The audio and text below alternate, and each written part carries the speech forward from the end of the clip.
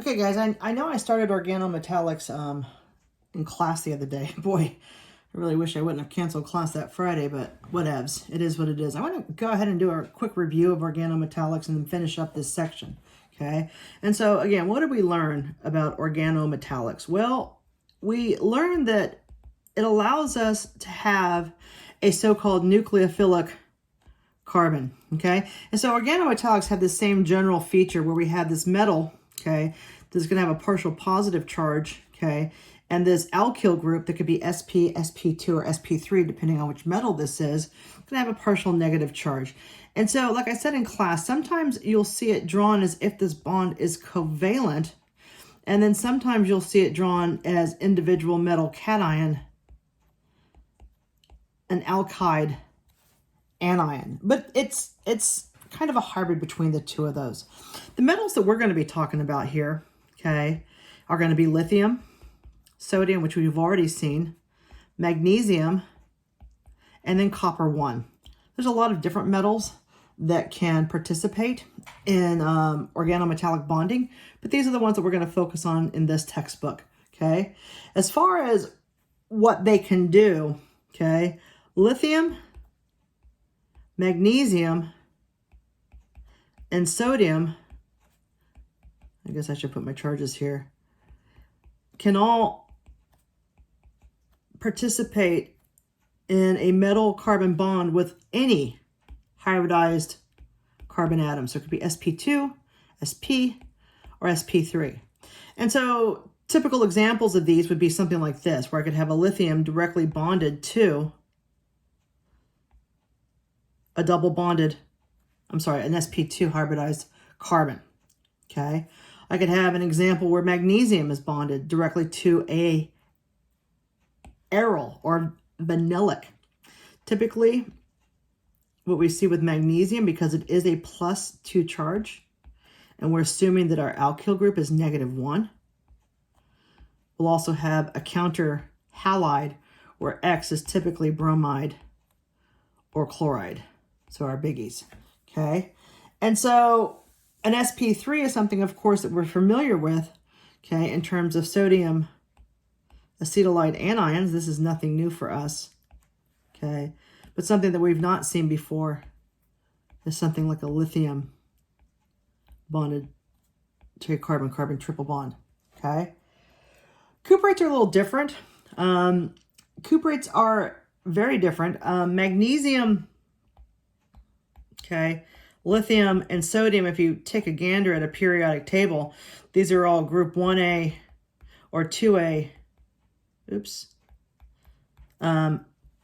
atoms. And so what we see here is we see that these are what we call very electropositive, okay? And so, and this is a term that we've used before for carbon, okay? For a non-metal, carbon is pretty electropositive, but let's be honest, it ain't no metal. And so metals are much more electropositive, okay? And so they're highly reactive, and because this bond is more of an ionic bond, okay, it can help to stabilize the sp carbon, okay? We see with cuprates, okay, this is where we have our copper 1, okay? Our cuprates are going to look something more like this. And so they're slightly different in that they have 2 alkyl groups, okay? And these can only be sp2 or sp3 hybridized. These 2 groups are the same because of the way they're prepared, okay? It's a 1 plus copper, so each one of these is -1, right? So each one of these has a almost -1 charge. Then our copper is +1, so this makes this overall species here -1. And so the lithium, typically we have a lithium cation to counter the charge. Something that's interesting here is only one of these alkyl groups are added. So only one R group is added, okay?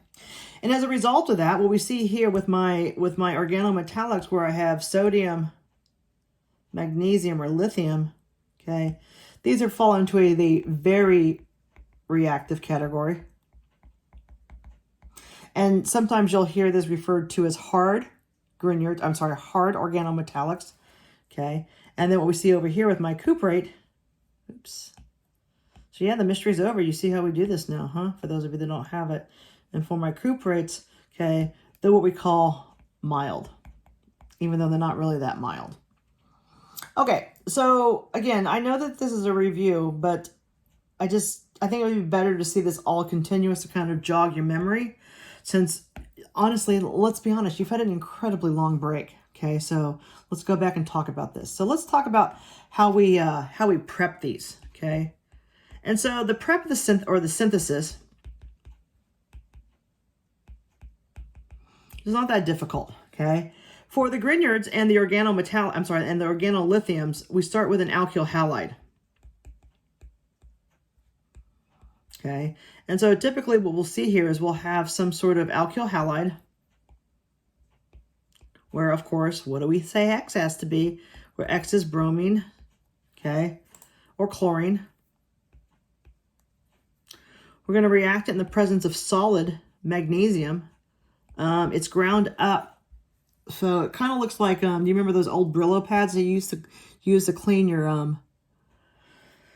your pots and pans, or at least your parents did, or whatever, your boomer grandparents maybe. Yeah, that's what we use. It looks kind of like that. We're going to use diethyl ether as our solvent typically, or THF, so unether solvent, for a couple of reasons. These are pretty hygroscopic, which means it's not going to attract a whole lot of water. In addition to that, the product that we get here is, remember, this has a 2+ charge, so the halide sticks around. This is going to help stabilize. Oops, I should have drawn that differently. Hold on, let me draw it like this.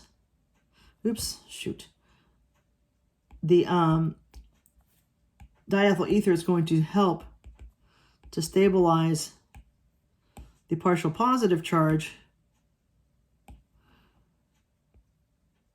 that's on our magnesium atom, okay? The preparation for the organolithiums is exactly the same.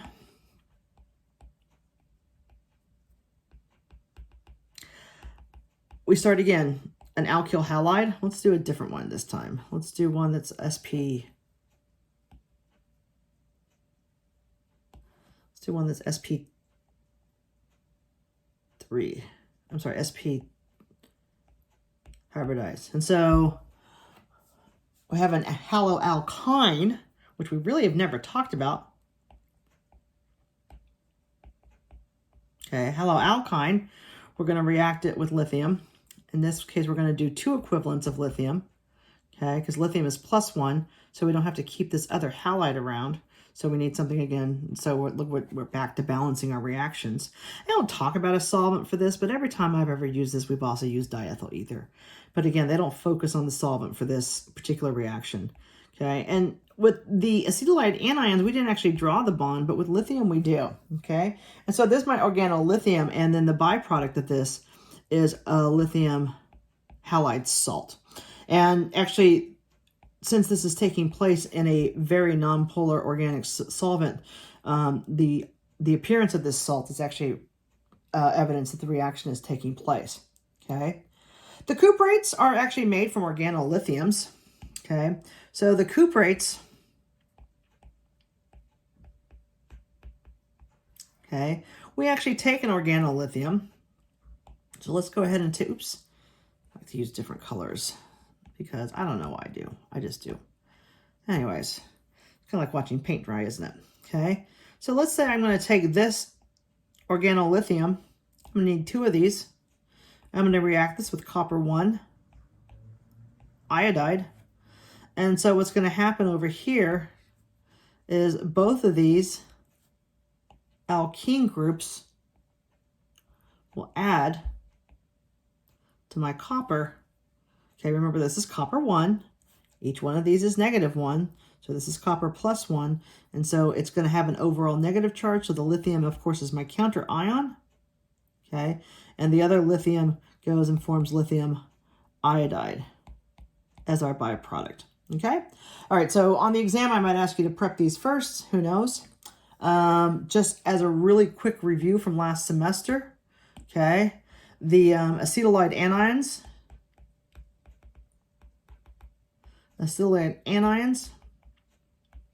Okay, we start with some terminal alkyne. This we were reacting in the presence of sodium hydride.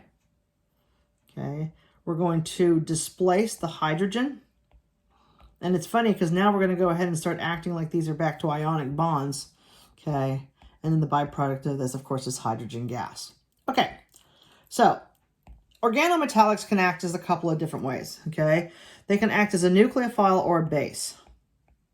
Okay, the base means that the R group here, okay, is going to be doing what? Well, it's going to be accepting a proton. So I'm going to have these lone pairs here, which of course makes this alkyl halide either negative or partial negative, okay? And so what I'm going to be making then is once I protonate this, I could either make an alkane, an alkyne, or an alkene, depending on what the hybridization is of this R group, okay? And so again, those of you that actually thank God we were able to do this in the lab right before the semester got called off, we were using magnesium, phenylmagnesium bromide, chlorophenylmagnesium bromide. And if you remember, I asked you guys to make sure that your glassware was really dry, because what would happen here, okay, is this bond that holds the lone pairs from the carbon atom, okay, could actually come and deprotonate water. And then what you have is chlorobenzene, which is not nearly as reactive as a Grignard, okay, plus, in this case, MgBrOH, okay? And so, again, they can act as bases in the presence of alcohols too, so this is not unusual. Say I were to have this organolithium,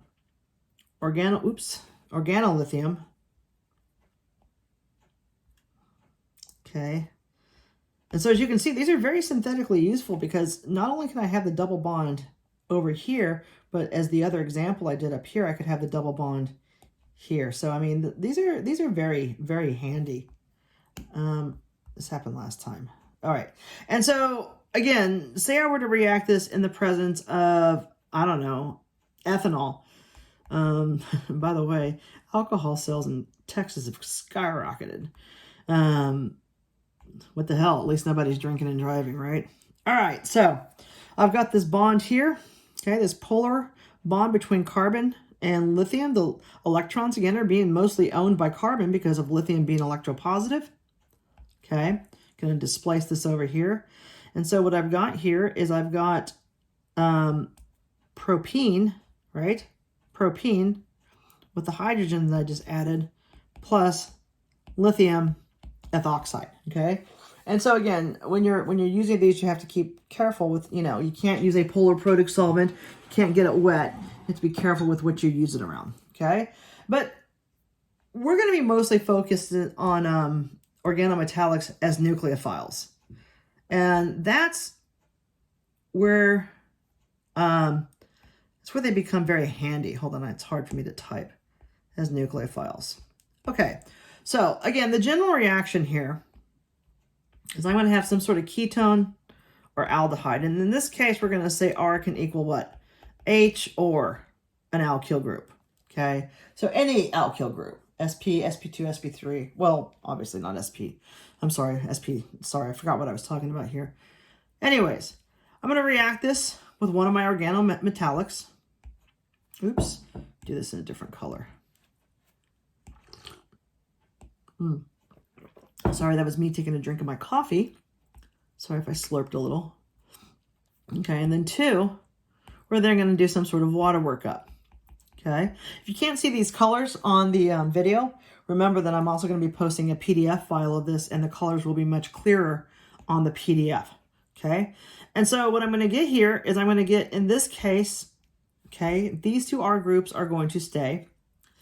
This oxygen atom that was originally from the carbonyl compound will be there. I'm going to form a new oxygen hydrogen bond. So I'm going to form an alcohol, but I'm also going to form a new carbon-carbon bond.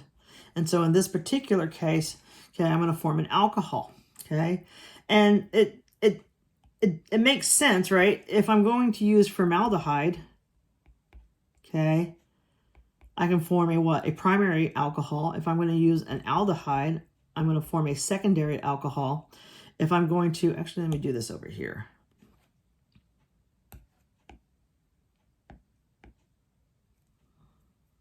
Okay, I'm going to form a secondary alcohol, and if I use a ketone, I'm going to form a tertiary alcohol. And so what does that mean?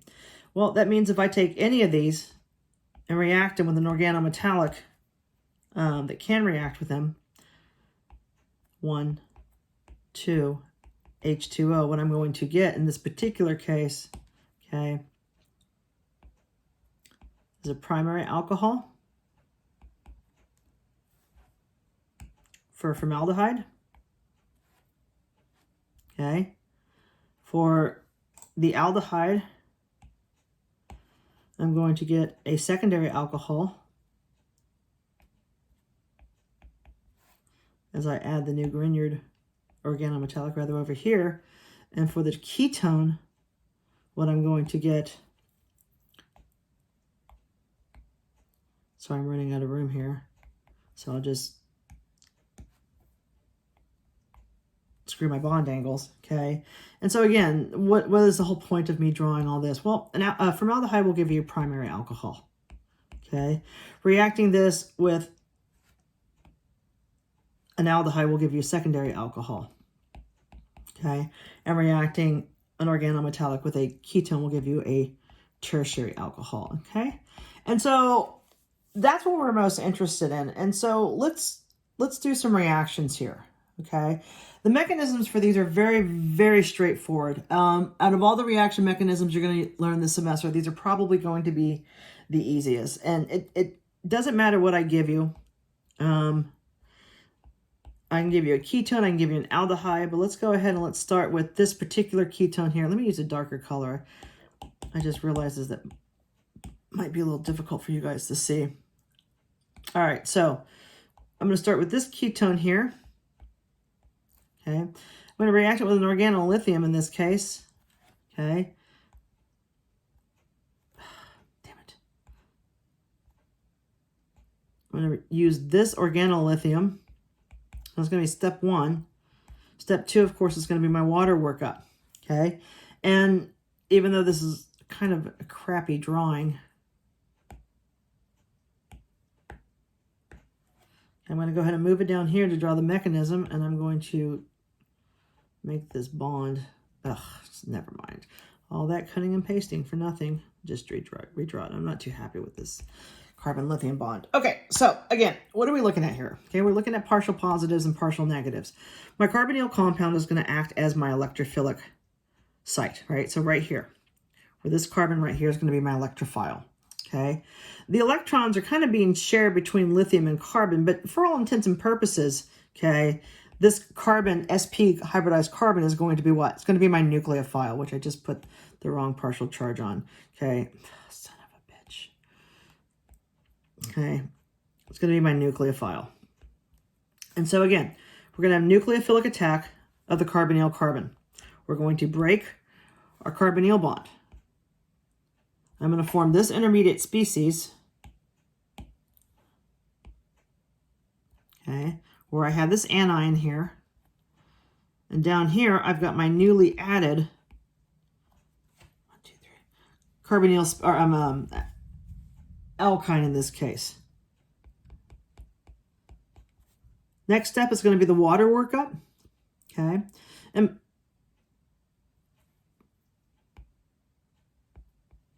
by the way, we've seen this before, right? We've seen this before 100 times. Where we've seen what? Not 100 times, but the reactions with epoxides. All right, and so for this particular case, I'm going to form this alcohol, which we can then go on and do what? Well, we can do chemistry to this site here, okay? Or we can do chemistry to this site here. And so we're going to talk about that later on when we start talking about synthesis and how we're going to be using these in synthesis. Okay, there will be a couple of synthesis problems on your exam. Well, one. Okay, no nomenclature, because basically all I'll be doing is testing you on how well you can name something using ChemDraw. Okay, let's do some other examples. Okay, let's do some other examples. So say I had formaldehyde. So this is formaldehyde.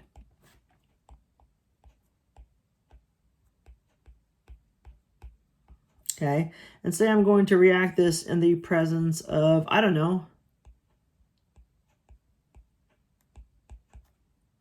this particular Grignard. Okay, so this benzyl Grignard. Okay, and so again, water workup is going to be number 2. And so again, the reaction for this doesn't change. Okay, the mechanism rather, it's the same. Okay, so I'm going to break this double bond here. I'm going to have nucleophilic attack, the polar bond between the magnesium and the carbon, okay, to the electrophilic carbonyl carbon. I'm going to form this tetrahedral intermediate species. And that being said, draw my new bond now in red. That being said, what can we say about any type of stereoselectivity? Well, anytime you attack, oops, I see by putting that extra color in there, I realized I was adding an extra carbon.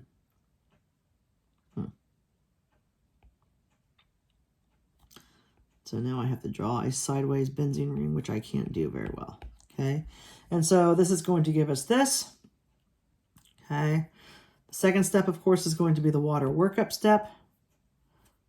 And so it's going to allow us to protonate our ionic species. So their final product, as I'm just going to flip it over, is neutral. And so what have we done here? Well, we've created an alcohol that has one more carbon, okay, than the original Grignard, okay? And so now we have this alcohol. Cuprates are the same, okay? The only difference is what they look like and how the mechanism works. So let's go ahead and let's use this aldehyde here. So let me draw the other, oops, shoot. The struggle is real, guys. The struggle is real. There we go.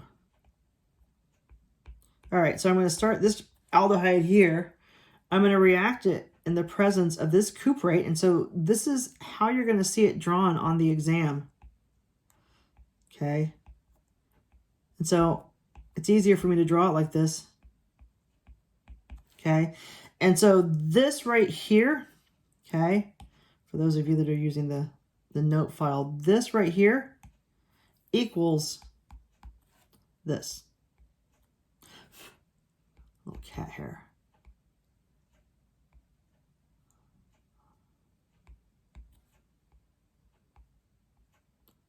Or slightly equals that. And so now you can see why it's easier for me to draw. Okay, so that equals that.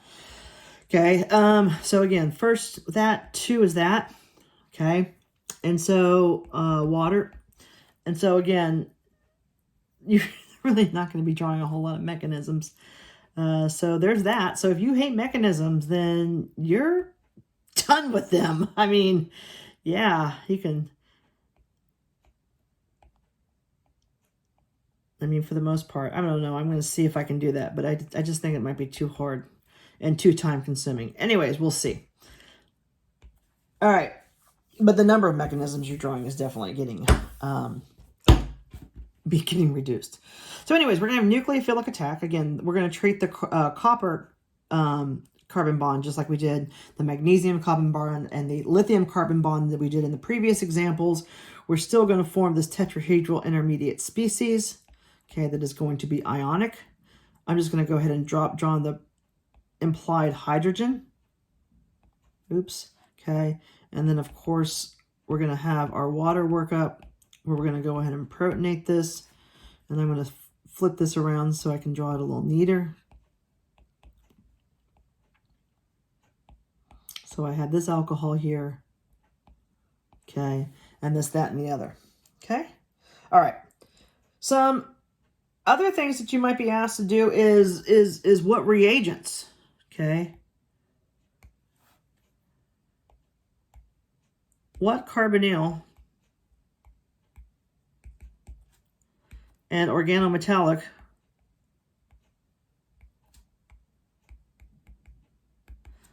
can form this compound. Okay, and so again, say I were to give you this guy here. Okay, say I were to give you this guy here.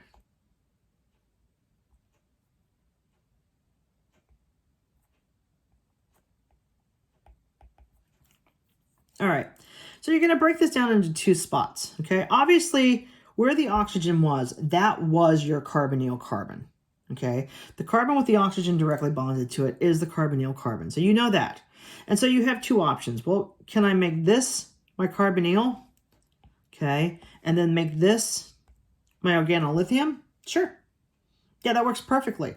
What about the opposite? Okay, what about the opposite? What if you were to do it the opposite way? So say I were to say, okay, I want to make this my carbonyl compound. I think it was that color. And say you want to make this your carbonyl carbon. Oops. Oh, that's not a highlight.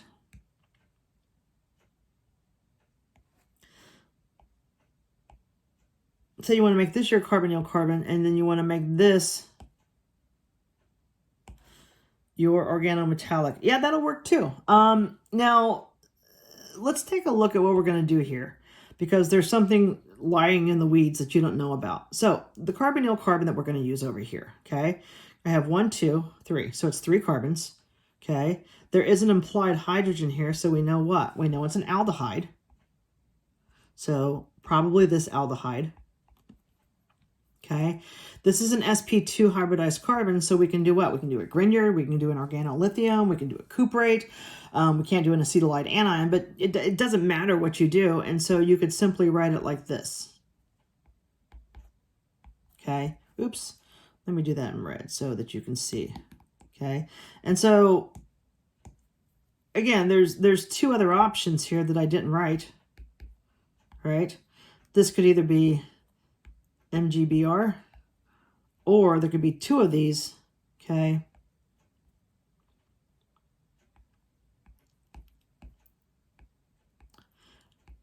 So all three of these would be correct answers. Let's go down here, okay?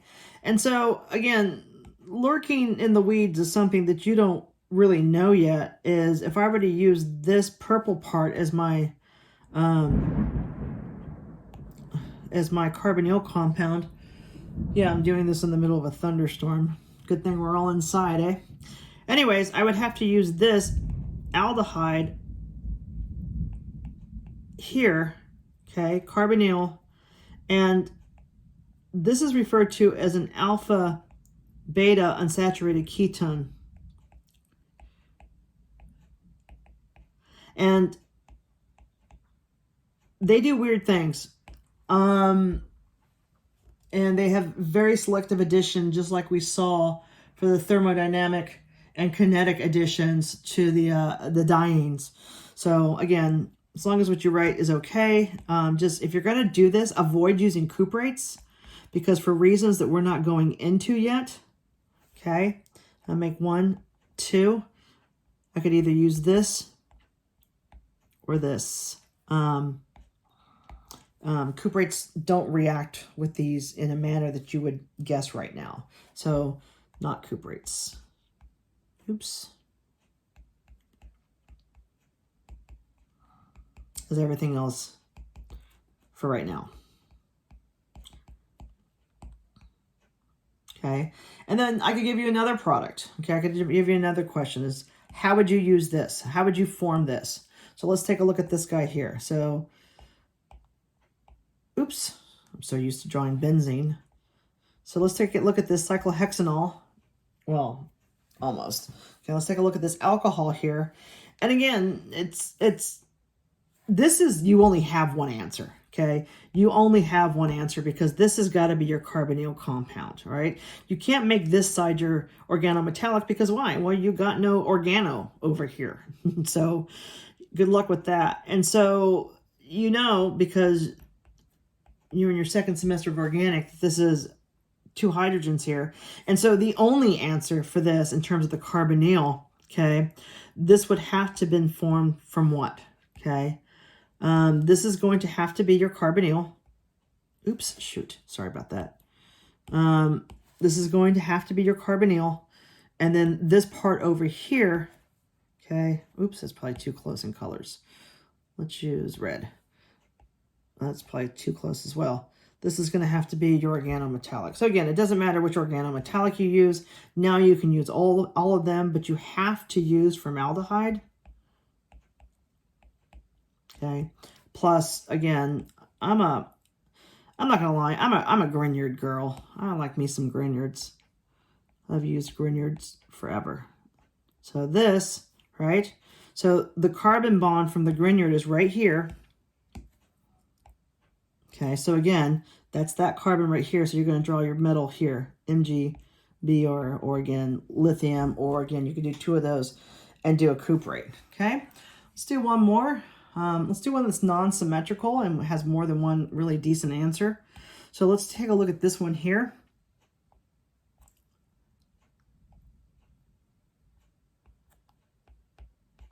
And so there's more than one answer here. So I'm going to go ahead and I'm going to cut and paste this before I start drawing on it, unlike last time.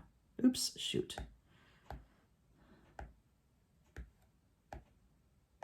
All right, so this has more than one answer. And so in terms of being, okay, you know that this right here is your carbonyl carbon, right? It's your carbonyl carbon, so that's where you're going to get your alcohol. Oops, I'm going backwards. Shoot. My brain was moving faster than my pencil rather wasn't moving as fast as my head. So let's make this an alcohol. There. Let's make this an alcohol. So again, going back. Okay, so you know that this is going to be your carbonyl carbon. You know this is going to be your carbonyl carbon. But what you have is you have 2 different options. Okay, you can either make this your ketone or this your ketone. Which means in terms of using your organometallic, you can make this your organometallic, okay, or this your organometallic. So for this particular problem, there's actually 2 answers, okay. To give it using this scheme here, I'm going to go ahead and I'm going to say, well, I'm going to use this cuprate.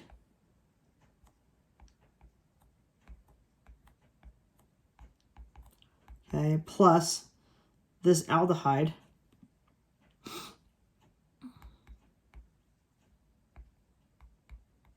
Okay, and then over here, what I'm going to say, I'm like, okay, well, this one, I'm going to use this organolithium. 1, 2, 3, 1, 2, 3. Since I don't have Jeet here to tell me when I draw too many carbons, I have to be easier on myself, pay attention myself. And then I'm going to use this aldehyde over here.